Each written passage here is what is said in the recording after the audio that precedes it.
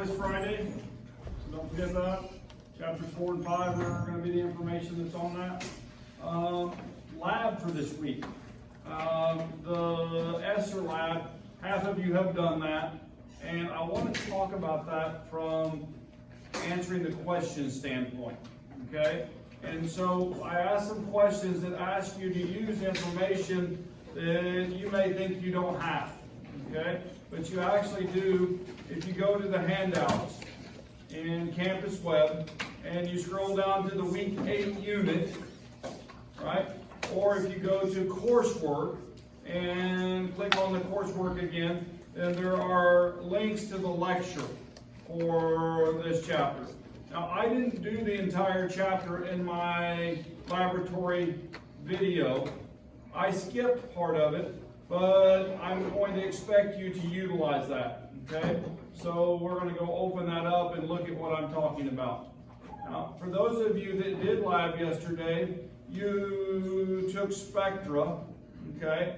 And so the spectra that you took were IR, and you looked at the base catalyzed product and the acid catalyzed product, and then I gave you a picture of vanillin. Now this one is done a little different in a little different conditions than what we were doing, and the alcohol out there on the far left is a little bit different shape or clearer than what our instrument was giving you, but that's because of the way, the technique, the way it was done, okay? Now, this information that you find here for the compound, this peak, for example, is right around 1660 inverse centimeters, and that's representative of a structural feature of the molecule, a C double bond O, a carbonyl, okay? Your pictures should look differently than this one does, or the one that I gave you, and you should be able to identify those differences by number, okay? So find a peak. Now, what did I tell you guys yesterday about the peaks in IR? What do? They actually are valleys. They go down, right? So when I'm talking about peaks up here, I am referring to the valleys. I always blame that on organic chemists. That's a peak, right? And that's a peak. Now there's some language that goes with these peaks, okay? And this one is very strong, okay? In other words, it has a lot of transmittance with respect, or little transmittance with respect to the other peaks in there. If I'm looking at like that, that would be very weak. You guys, so a very short peak is very weak. And then we would have weak, right? Moderately weak, moderate, moderately strong, strong, and very strong. You guys with me? That type of language. And I ask you that language in a table to fill out. And so without being familiar with it, it makes it difficult to do. I try to use that language with you guys while I'm teaching. Sometimes I forget because I do so many groups. But I try to use that, and we try to talk about that. And then chromophores are actually the functional groups. There's a table in your lab that has chromophores. The C double bond O, for example, that we're talking about right here for this peak is called a chromophore. That's the bond that's changing its vibration pattern based on its interaction with the infrared light. Okay? So we'll talk about that too. All right? And so anyway, if I jump on down, then what I have is a set of spectra in addition to the IR. Okay? And so the first one that I have is carbon NMR. And so that carbon NMR, one peak represents one carbon. All right? Now, there's actually some peaks about 77 parts per million and one about 0 that we're going to ignore. Okay? So I'm telling you that in this. But then I'm also telling you that C double bond O's are between 165 and 200. Now, that's parts per million in terms of the scale. That doesn't mean much to you. But what I can show you is that if I look at this, this is the one for vanillin, and you see that peak right there? That's between 180 and 200. That's the C double bond O that we saw in the IR. So a different technique confirms that there's a C double bond O in this molecule. You guys with me? So, and then in fact, vanillin has 1, 2, 3, 4, 5, 6, 7, 8. Now there's no solvent peak in this one, and there's no standard at 0. All right, this one was taken offline. I stole it from a database. Okay, you guys with me? But now the next two are actually from an instrument that we ran. Okay, and this is the carbon NMR of the acid catalyzed product, and each one of these numbers represents a peak. Some of them are hidden, right? One peak looks like 2, but if I look here, there's 2 there. 1, 2, 3, 4, 5, 6, 7, 8, 9, 10, and 11, 12. 12 carbons. Is that the same as vanillin? No. And if I'm looking, this is at 168, right? And 168 in about the same position. But if I go back to the vanillin, do you see a peak at 168? Here's 160, here's 170. Is there one there? No. No, it's gone, isn't it? Or not present in the vanillin. It's added in the product. You guys with me? Can you see that change? Yeah, so we are asking you to tell me that this is a carbonyl, okay, or what these other carbons are. All I want you to do is count the number of peaks, and then pay attention to the carbonyl region to make your argument, and that those peaks are moving around. You guys with me? Or we added an additional one up there, okay? If I go to the base catalyzed product, then you notice I've got one at 191, right? There wasn't one of those on the acid catalyzed, was there? And then there's another carbonyl at 168. Okay? So those two peaks are present, 2 carbonyls. And then if I count 1, 2, 3, 4, 5, 6, 7, 8, skip those, 9, 10. Right? Wait a minute, that's a different number, isn't it? Yeah. So different products. Now, this is actually, the next 2 slides are a little bit, or 3 slides, are a different type of NMR. We were looking at carbon where we just counted the peaks. Now, hydrogen, you can't just count the peaks. Okay? Hydrogen, you can't just count the peaks.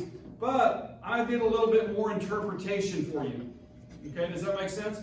And so I marked the different peaks with a letter. So this hydrogen, see that hydrogen right there? That hydrogen C is right there. It's by itself, it's a single hydrogen. Okay? And so I get 1 peak, and because there's nothing over here on this to split it, and so I get a single peak. If I'm looking at A, now you notice how A is 3 times bigger than the peak that's C. You guys see that? There's a lot more area under it. Well, in fact, that represents 3 hydrogens. And so when you integrate the area under the peak, there's 3 times the area under this peak as there is that one. So it actually helps us to know the number of hydrogens. And then if there's hydrogens next to it, if there are hydrogens there, then there would be what's called splitting. And if I look up here, here's a couple carbons on the benzene ring. And you see this mess of stuff right here. Oops, wait a minute, that's B is right there. That bump right there, that fat B, right? That's that one right there. That's the OH group. That's the phenol that we reacted and should have put the ester on. But I'm talking about these other peaks right here. You see those right there? Those are those hydrogens, right? And because they're split by other hydrogens, I get more than 1 peak. Okay, now, you'll learn a lot about it. If you take organic chemistry, Dr. Eason will have you seeing these things, and he'll just be popping them out. Okay? I promise you. He'll teach you how to interpret these a lot better than I ever will. Now, these are the 2 products, and I actually gave proposed structures for those. The monoester is the one I want you to use for your percent yield calculation. Okay? You guys, the monoester is the one. Now, you'll have to calculate the molecular weight from that. Right? You'll have to calculate the molecular weight. But as you can see, is this spectra different than the previous one with the vanillin? It definitely is. If I'm looking out here, now that C is still the same, right? But in those A's, I still got that big peak, but there's a big one that's grown in right there, isn't there? Okay? And so that one is definitely different. And so that CH3 group there has 3, and you notice it's the same area as the A one that has 3 hydrogens. Cool? Yeah, these are powerful techniques when you learn how to use them. Now, the only thing I want you guys to be able to see is that they're different. Okay? These are pictures, right? And these are pictures that give the identity of the molecule that you're looking at. Right? Now, I don't expect you to know all their names yet. Yet. You hear that word yet? Okay? But as you become better at chemistry, then we'll teach you how to know which peak is what, and so on. Cool? All right. So it's a story of pictures. Another picture, a technique that we can do, and this is called chromatography. And in this, there's 3 peaks I want you to pay attention to: the blue one, the green one, and the red one. Okay? Now the red was not very pure, but this blue compound is vanillin. Okay? Now what this is I take a solvent and I take my vanillin and I put it in there. Right? I dissolve it. And then I take that and I put it into a pumping mechanism as a high pressure pump, and it has a column that has a chemical in it, right? And so the chemical in there is a 18 carbon chain, and they call that a reverse phase column. And the molecule, the more it's like the 18 carbon chain, the longer it hangs out with it, right? If it's not like it, then it goes through faster. You guys with me? And so also size does make a difference in this, okay? But if I'm looking at this, then our vanillin comes out quite quickly compared to our 2 products, but they have what's called retention times, right? And so a different retention time means a different compound. You guys catch that? A different retention time means a different compound. When I have the exact same conditions, the exact same solvent, the exact same mobile phase, and the exact same stationary phase. Okay? So, and what we see is that the 2 products have a different retention time than each other, and they have a different retention time than the parent molecule. Cool? All right, so more evidence that we made something new. Now, yesterday afternoon wasn't that successful. We did some new chemistry we tried it because we were out of a reagent, right? And so by Thursday we had enough reagent to do it. And so you guys will have, on your IRs, you may have exactly the same that you started with, okay? So, but now the rest of this data you can use to show differences, okay? Cool? And don't use vanilla 3 times. All right, chromatography results. So this is just a description that would help to remind you if you didn't write all that down, okay? How to use that. All right, mass spectral data, we're going to ignore that, although I should go and look at this. Now, you guys notice that there's a series of peaks. This is the one that is the molecular peak, and it actually gives multiple molecular weights because there's multiple isotopes that are involved in the compound. And so there's more than one peak, but the parent peak is right there. We'll talk about that some more later, okay? I want to try to get done with the current chapter today, so I'm not going to stay there very long. We're not going to use it for this experiment, okay?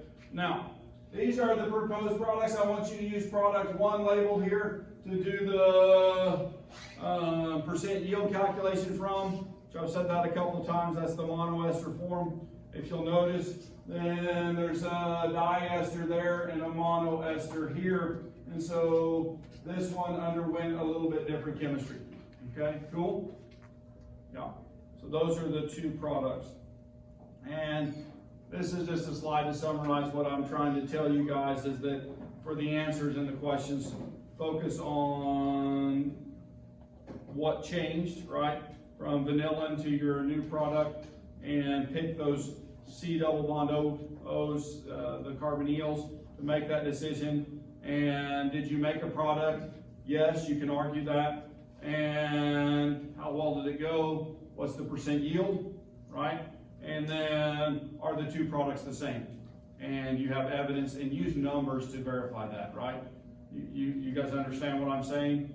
When I have a peak that's at 198 in one compound and it doesn't exist in the other, and that's a numerical argument, they're different.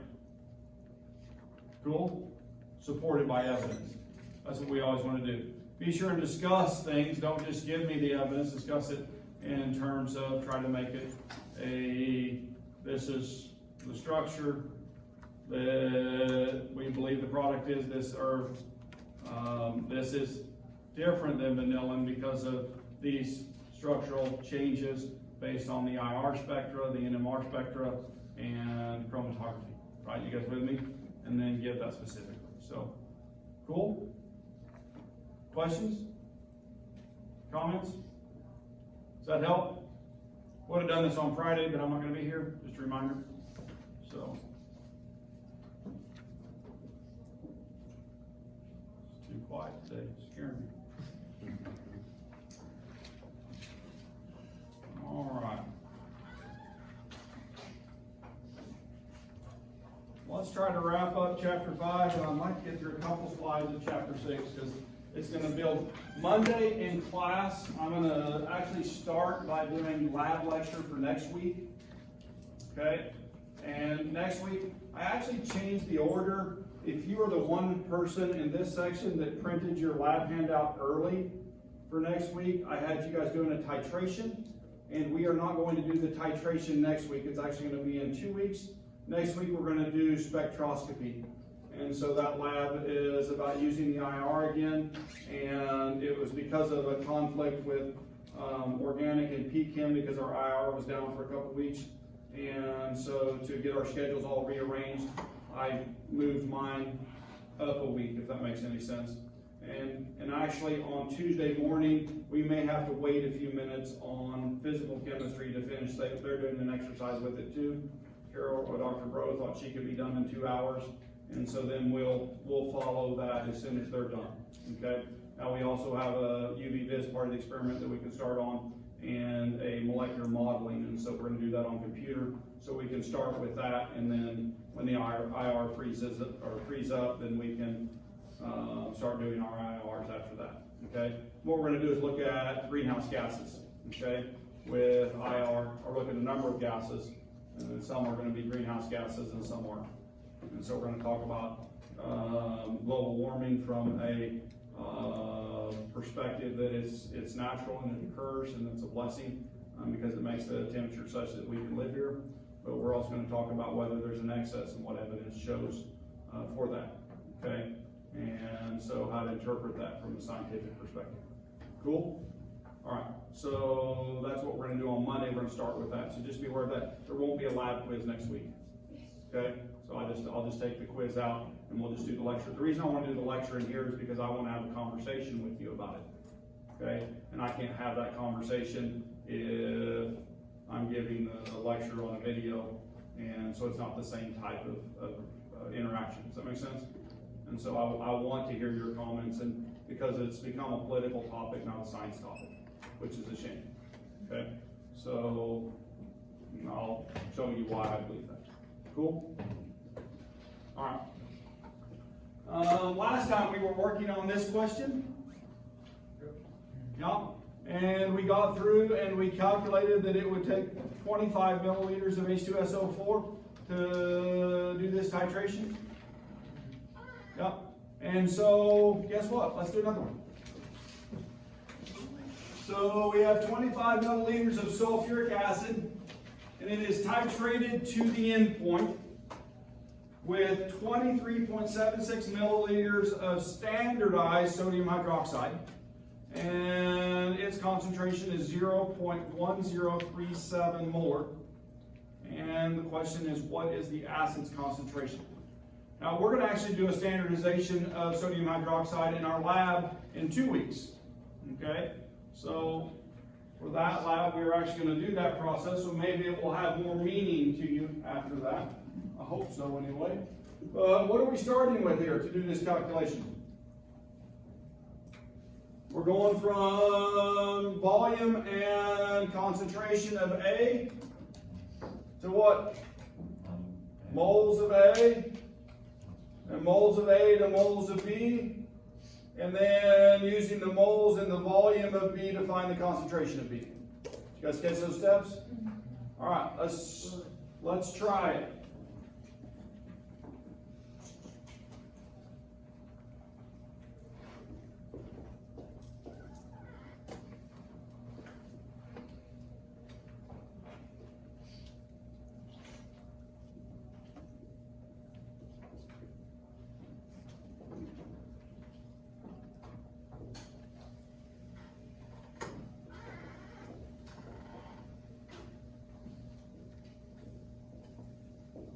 So if I'm looking up there and looking at that question, do I see a conversion factor that's written in there?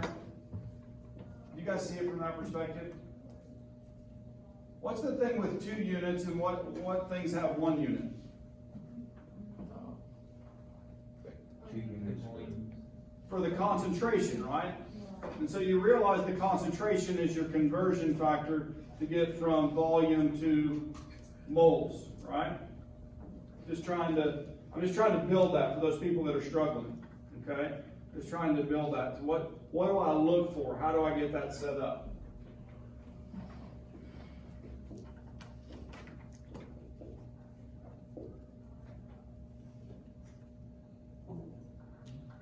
We need something else too, don't we? What else do we need? We need a balanced chemical equation, don't we? Distinct, because I don't have my mole ratio. I have moles of H2SO4 to moles of NaOH, but I don't know what number to put there because I don't have a balanced chemical equation. So that means I need to know the formula for sulfuric acid, right? And what is that? What is the sulfate ion? SO4, right? And so sulfuric acid is the acid with the sulfate ion. And so if that's the case, then it's 2 minus, and so there's 2 hydrogens on that. And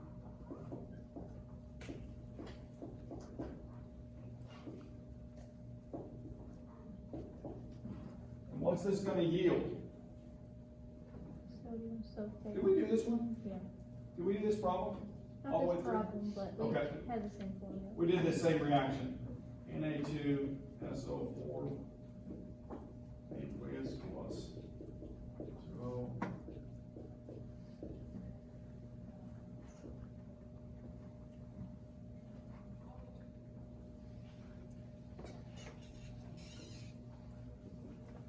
And how do you know that?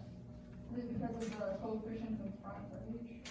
Yes. So this literally is the coefficient for the sulfate, right?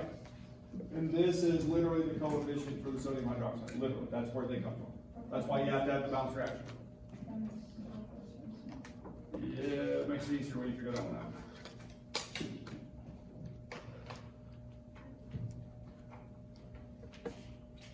And then we're looking for a concentration, so I just put my big division sign right there. And what's the volume we're dividing by?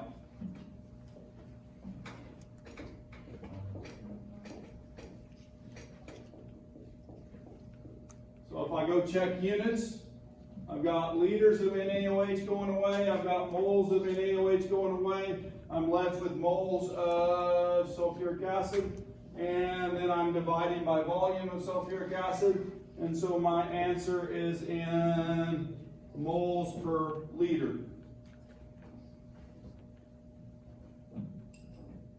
My answer is in moles per liter. How do you know your moles of H2SO4 is on top of the NaOH? Because I have moles of NaOH that I need to cancel, right? And so to cancel something, I have to divide by that same thing. And so when I set up my conversion factor from the moles of one thing to another, and that, using that balanced chemical equation, then that's how I know that. Right? Now, your book likes to actually break that down into individual steps, okay? And so that step number 1 would be to calculate the moles of sodium hydroxide up there, that's 1, right? And then to take that and then convert it to moles of H2SO4, that's step 2 up there. And then step 3 is to divide by that. And if you're following through stepwise, you guys see that? And so we can make this 3 calculations, or we can make this 1 calculation, or 2, right? Do I care which way you do it? Nope, as long as you get to the end. Cool? All right. Yes? How do you find the product from the problem? You mean these 2 right here? Yeah, how do you find those from just what's on the screen?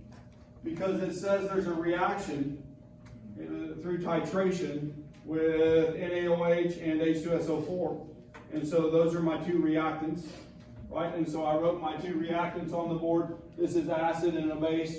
And so with an acid and a base, I know I'm going to make a salt and water. And so I made my water product. I looked at what was left over. This is gone, and the 2 H2s are gone, right? And so that left SO4 and the sodium ion. And so then I made the new compound, the salt. Cool? Yeah. I have to be able to recognize it's acid-base. That's why we learned what an acid-base reaction looks like, right?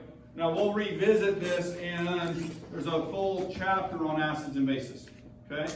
A full chapter on that. So we'll revisit acid-base reactions in a lot more detail then, okay? Anything else?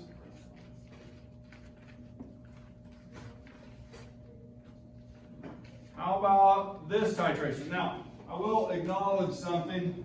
It would be awful hard to get aluminum hydroxide to dissolve, but I still want you to do it as a titration question. Okay? Does that make sense? Yeah. Assume it's dissolved. Oh, I didn't write the answer down. Did you guys get the answer off the slide over there? 0.4928. What is it? 0.4928. 0.493 moles per liter. 0.93. 0.493? Yeah. Yeah. Okay. So, sorry, didn't mean to not answer that. Okay? Didn't mean to not answer that. But hopefully you're started on this one. All right? Hopefully you're started on this one.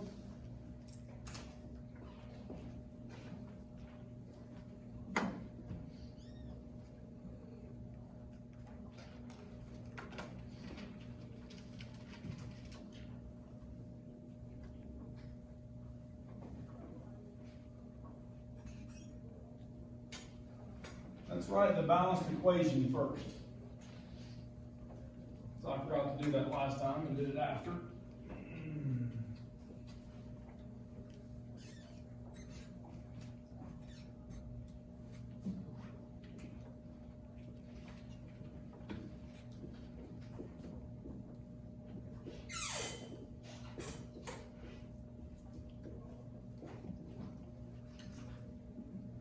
I have a question.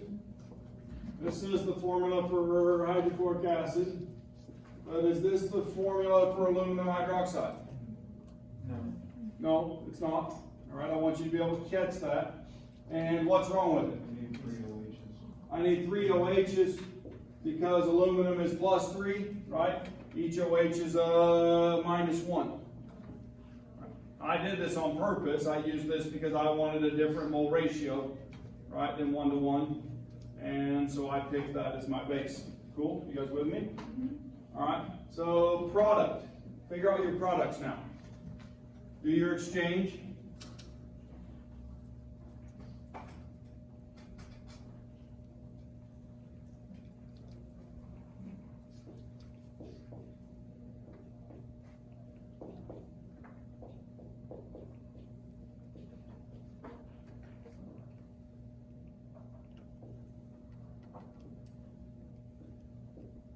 Should there be a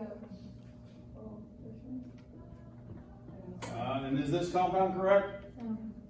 No, it's wrong again, isn't it? So I need a 3 right there. And so now it needs, yes, there's gonna have to be some coefficients to balance the reaction. Right, we finished the reaction, now we're gonna balance it. And so how many HCl's do I need? 3. And how many of these do I need? 1. And how many aluminum chlorides? 1. And how many waters? 3. So I'm gonna make 3 waters. All right. So now I have my balanced reaction. Okay. And so now I can do the conversion. What's your conversion factor that's up there right now? The first one? 0.10042 moles per liter, right? Yeah, so that's my conversion factor. You guys get this, they're starting to get the pattern? Yeah. Were these harder when you first started this? Yeah.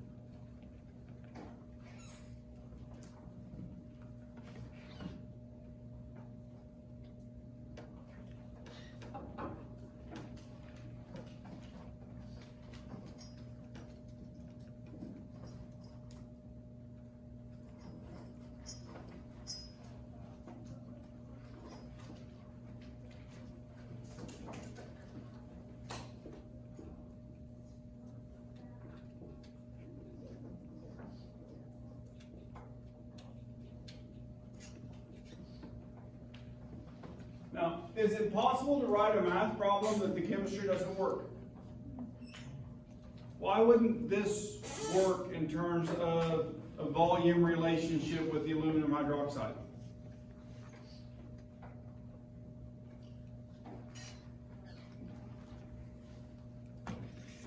Which hydroxides are soluble?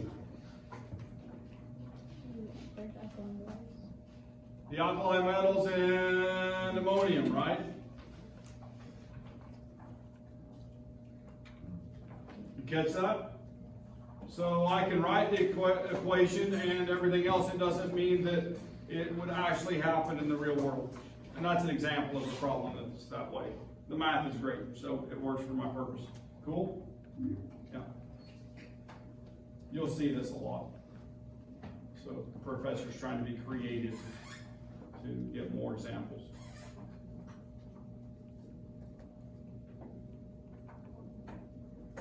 All right, how'd you guys do? Did everybody get that one?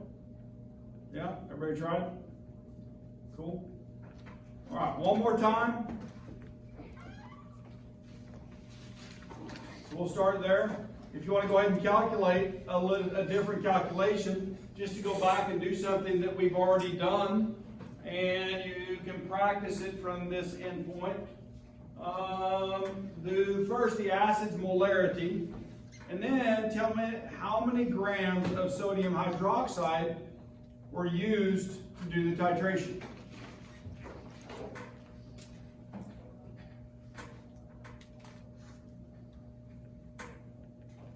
So would it be easier to stop your first calculation to find the moles of sodium hydroxide? And if you know the number of moles of sodium hydroxide, can you get to grams?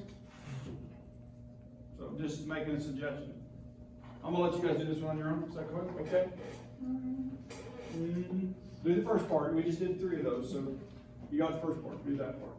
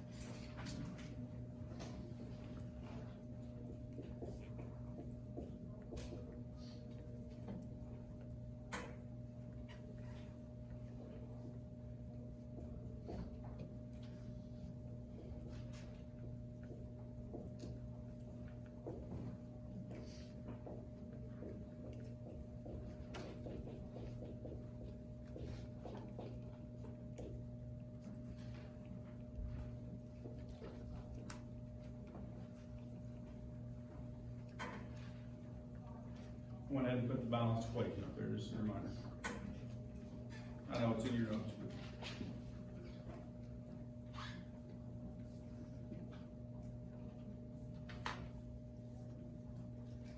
The NaCO4 will be AQ. Oh, yeah. Yes, ma'am. Sorry, I missed that.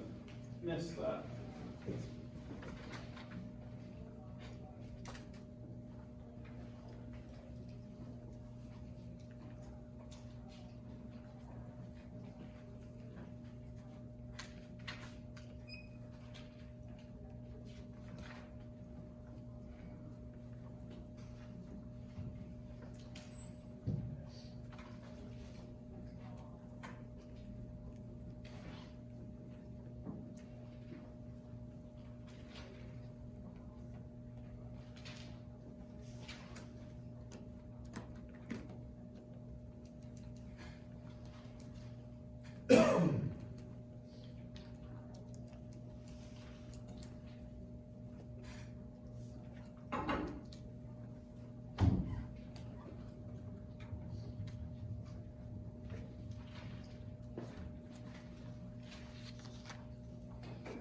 Everybody get the concentration?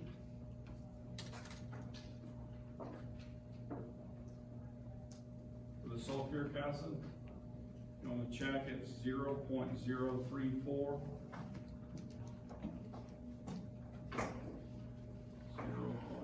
0.034. And then how do you get the second one? How do you get the grams of sodium hydroxide? Multiply the moles, sodium hydroxide by the mole mass. Multiply the moles, so you take the same beginning part of this calculation, right? You guys notice that?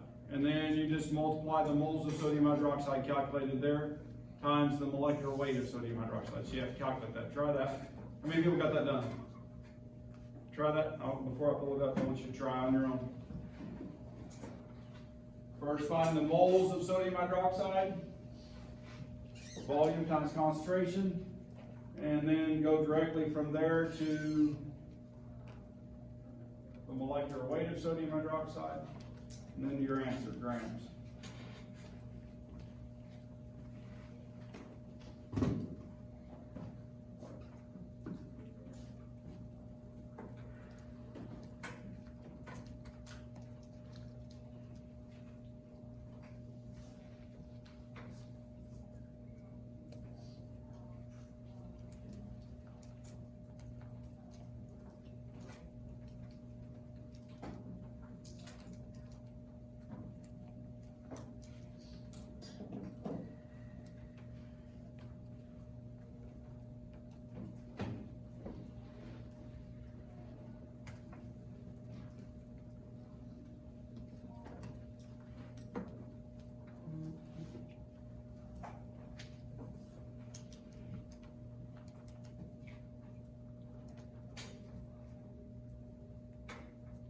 once you get that set up, you should have gotten to 0.0686 grams of sodium hydroxide. 0.0686 grams of sodium hydroxide. Cool? You guys, basically what we did, oops, sorry. What we did, we were using this, right? And for the first calculation, you started with volume and concentration. And from there you got to the moles, right? And then we used the balance reaction to go to the moles of the acid. And then we used the volume and the moles to find that new concentration, okay? The second calculation, we actually started in the same place and we went to moles of A, and then we used the molecular weight to go to the mass of A, right? Could we have got to the mass of sulfuric acid too? We could have, yeah. If we had, instead of going down to the concentration, we had gone up there, then we could find the mass of it just as easily. Power of the roadmap, right? Figuring out where you're going. All right. What was The answer was, hang on, 0.0686 grams. So the molecular weight for sodium hydroxide is 40 grams per mole. Is it 0.6806? I don't know, did I have the wrong answer up here? I'm guessing, that's, I got the zero. You got a 0 in there? Yeah. Oh, well, that happens sometimes on slides, right? Just let you know. So you're saying that there's a 0 right there? Yes. Oh, gosh, so the dollars, there's -1. Why do you need so many states there? One in the molecular weight. Because the molecular weight has as many as we need, right? And I probably should have added some more on that, but, yeah. One of the things when you start adding a whole bunch of sig figs, it shoves it off the page and puts it on the next line. Yeah. So, cool. So that's probably a mistake on my part. Anybody have more sig figs on that? We can add them. Molecular weight? It'll go. All right. Got one more calculation to do. All right. We're going to define some units. Okay. We've been doing what concentration unit we've been using? Molarity. Well, let's look at parts per million. Okay. Now we could also talk about parts per 1,000, parts per 100, parts per billion in this same conversation. But right now we're just going to talk about parts per million. Okay. And so 1 part per million would be 1 gram of solute per million grams of solution.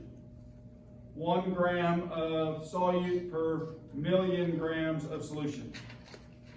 All right. If I had 10 parts, right, then it would be 10 grams per million. Okay, you guys with me? All right.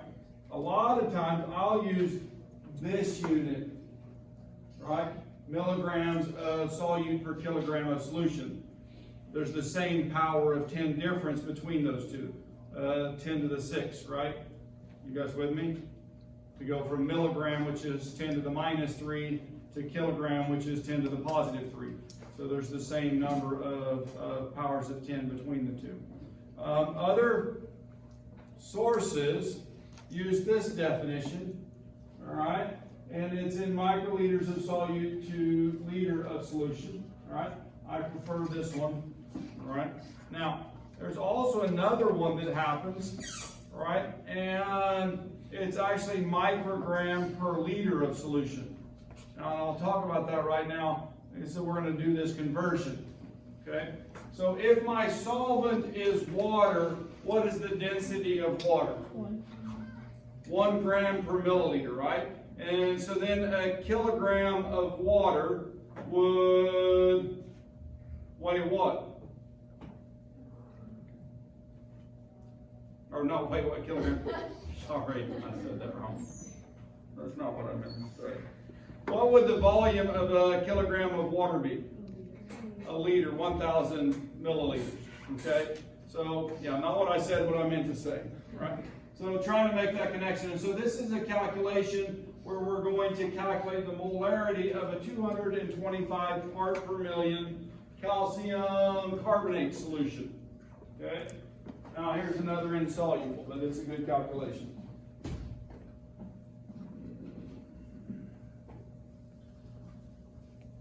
What's my strategy here? What's my strategy?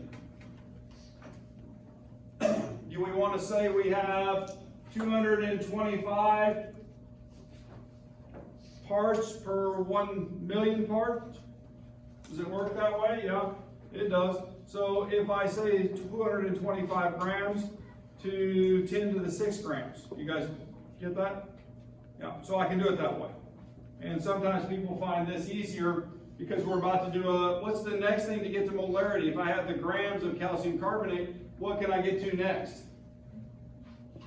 If I have the grams of calcium carbonate, what can I get to? Moles. So now I have the moles, and then I need to, well, but it's per 10 to the 6 grams, I need to convert the 10 to 6 grams to what? To liters, right? So I need to do a conversion there, so find moles of solute and then liters of solution, 2 conversions, and 225 grams to moles and 10 to the 6 grams to liters, right? In the question, I gave one of the conversion factors. Which conversion factor did I give in the question?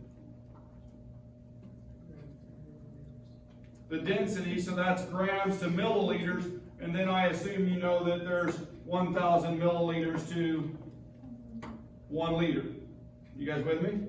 All right, so see if you can convert that. See if you can convert your moles, your grams to moles, and grams of solution to liters.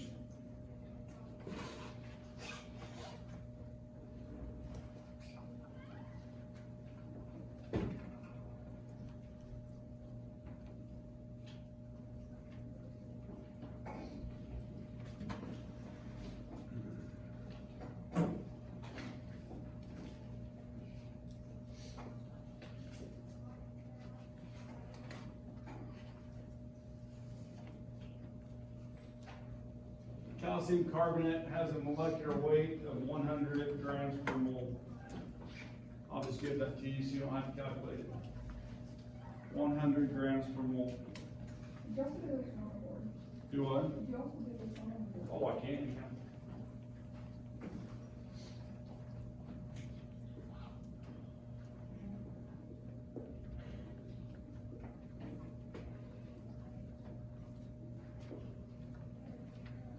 So the first conversion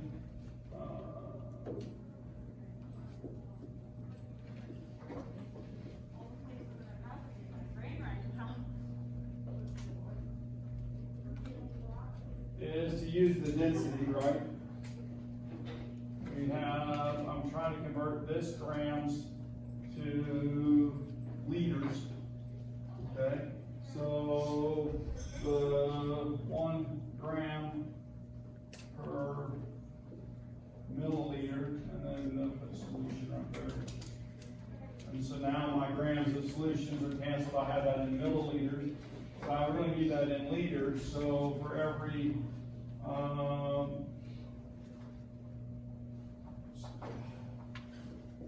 1,000 milliliters, I have 1 liter. Okay, so now I have liters of solution on bottom. And then to do my second conversion, to convert the calcium carbonate, and I use the molecular weight. And so there's 1 mole of calcium carbonate to 100 grams. And so now my grams of calcium carbonate are converted into moles, and I have, let's cancel, I have moles of calcium carbonate to the liter of solution. And so that's the answer that I'm looking for. And that answer is 0.0023 molar in quantity. Okay, cool? So it's just a two-step conversion to go across. Now, the definition of parts per million is milligram solute per kilogram of solution, right? So very often, people who automatically make the density of the solution 1, then they exchange that kilogram right there for liters, okay? But the density of the solution isn't always 1, and I fell into that in graduate school in a laboratory notebook. Here I'm admitting to it on film. But what I did was I had a solvent that had a higher density than 1, and I was calculating concentrations based on it being per liter. And it was actually, the solution had more mass, and so because of the higher density, and so all my calculations were incorrect, and so I had to go back and fix those with the help of my research advisor. He's the one who caught it. He didn't help me do the calculations, he just made me go back and redo everything. So you guys with me? So having had that experience, I want you to pay attention and use the correct units, okay? The solutions aren't always aqueous.